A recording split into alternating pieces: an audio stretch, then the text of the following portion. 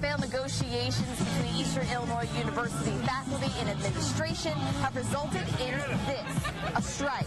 And faculty say they simply want a living wage. From the milk you drink to the apples you eat, almost everything in your fridge comes from a farm. Now, a crucial bill that impacts how farmers get food to you is up for renewal. Good morning, Heather. Yes, we are in a Terre Haute police car right now. I'm in the front seat. My photojournalist Megan Schrader is in the back seat. And we've been traveling along in downtown Terre Haute for the past hour with Sergeant Dale Blanc. And so the roads, for the most part, have been looking pretty clear. I'll let Megan give you a closer look. And so for the roads, I mean, for the most part, it looks like there might be some ice underneath the snow. Winds are picking up some snow as we go along here. As we've been out here for the past hour, more and more cars have been starting to come out. For the most part, they're driving slow. We've seen a lot of snow crews out as well, clearing parking lots, clearing the roads, prepping the roads, salting the roads. But of course, as Brady has been saying, if you don't have to get out, stay at home. It's definitely a lot safer there. But as I'm with Sergeant Dale Blanc here, he's been the one driving around. Can you tell us a little bit how the roads are looking? Not as bad as I expected them to be, but it's still, they're not good. Still a lot of slick spots, and they kind of sneak up on you. You may have a long clearing and get into a corner that's still pretty icy. So give extra time between you and the car in front of you and leave early. Excellent. And as Heather mentioned, the Terre Haute police officers will be some of the people who are going to be out working the road. So how does this kind of weather affect how you guys are serving here in Terre Haute? For a lot of us, it's going to be the same thing, getting our equipment ready early. Batteries don't perform very well, and then layering up what can we do to limit skin exposure, because we have to dress to be indoors and outdoors in the same shift. Of course, and I'm sure you're asking other people, to do the same, layer up, stay safe. And as Heather has been saying, Brady's been saying this morning, make sure you're staying at home, staying inside. If you have to journey out, make sure you get those layers on. But we're going to continue driving around here and giving you guys a look at what the roads are looking like this morning. But I'm going to send it back to you, Heather, reporting live in downtown Terre Haute. Caitlin Hunt, News 10.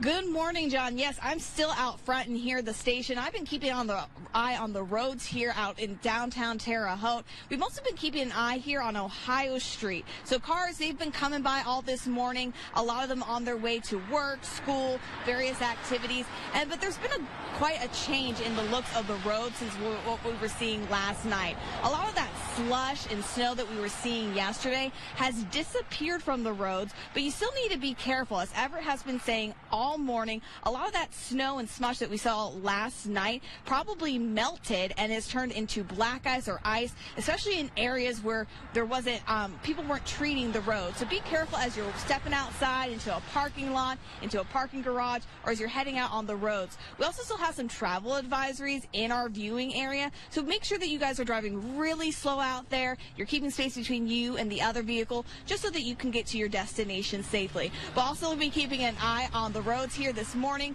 John, back to you.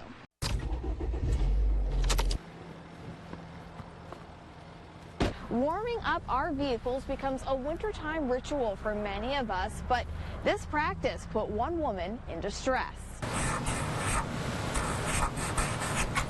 Some say cursive handwriting is an art form, and teaching an art form takes time. Time a lot of teachers don't have. And I spoke with two teachers who say that's their biggest concern when it comes to a new Senate bill.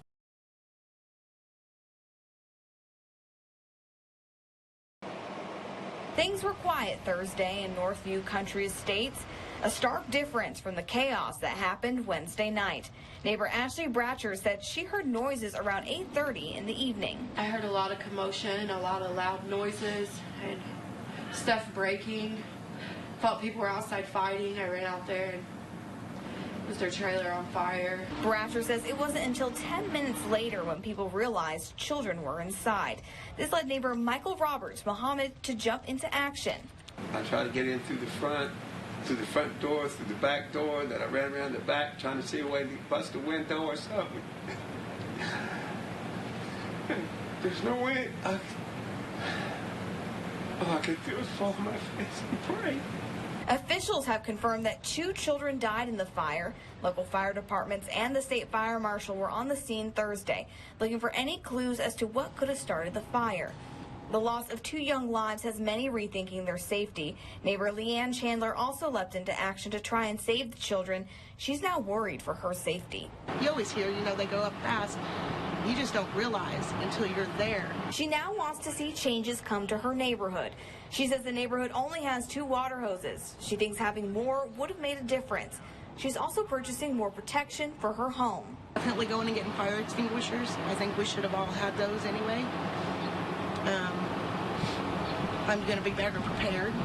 While neighbors wait for answers and prepare themselves for emergencies, many tell me the images from last night will stick with them forever. I don't know if I'll ever unsee what I seen last night. I don't know if I'll ever be okay.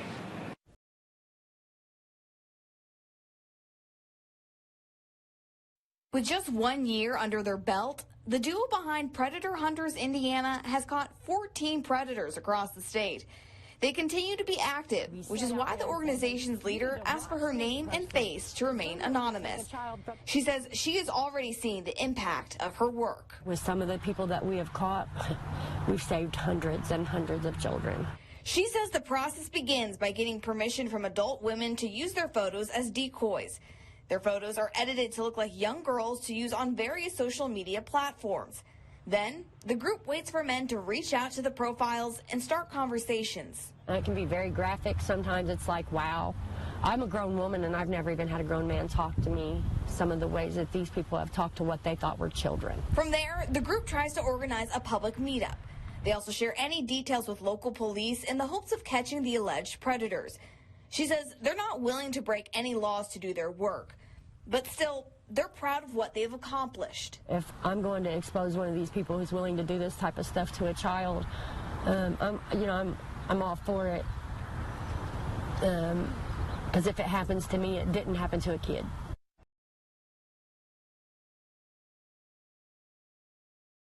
Well, good morning, and thank you for joining us on this Saturday, April 1st. I'm Caitlin Hunt. And I'm Everett Lau. And we have team coverage after potential tornado damage in the Wabash Valley. We stay with you late into the night with live updates to keep you and your family safe. And we have live updates from Sullivan, Indiana and Crawford County, Illinois. But first, Everett is here to give us a look at the forecast and give us some updates after last night. Indiana Governor Eric Holcomb has through next Wednesday to take action on a controversial bill regarding transgender youth. This week, the lawmakers passed Senate Bill 480, and in just a moment, we'll hear from Hoosiers who say they'll be impacted if the bill becomes law. But first, we want to remind you what the bill does. It prohibits puberty-blocking drugs, hormone therapy, and gender-related surgeries for minors. The legislation also ends such care for current patients at the end of the year. Those supporting the bill have said it protects Hoosier youth from harmful decisions. Those against it say prohibiting gender care may have serious mental health consequences for trans youth. And Democratic Representative Tanya Pfaff was the only local lawmaker to vote against the legislation. Republican Representatives Bruce Borders, Bob Heaton, Alan Morrison, Shane Lindauer, and Matt Hostelt-Settler voted yes. Republican Senators Eric Basler, John Ford, and Spencer Deary also voted yes. Anytime you're talking about literally, something as major as trying to transgender someone from a male to a female or a female to a male, and particularly a child, I would class that as abuse. And the Indiana Democratic Party released a statement. It says in part, quote, Republicans cannot claim the mantle of parental rights and pass bills to take away their ability to access health care for their children at the same time. And yesterday, thousands of people were rallying across the country as part of Transgender Day of Visibility. It's in support of the rights of transgender people, and that includes a group that peacefully protested in front of the Vigo County Courthouse. News 10's Caleb Bryant was there, and he has some of the protesters' responses.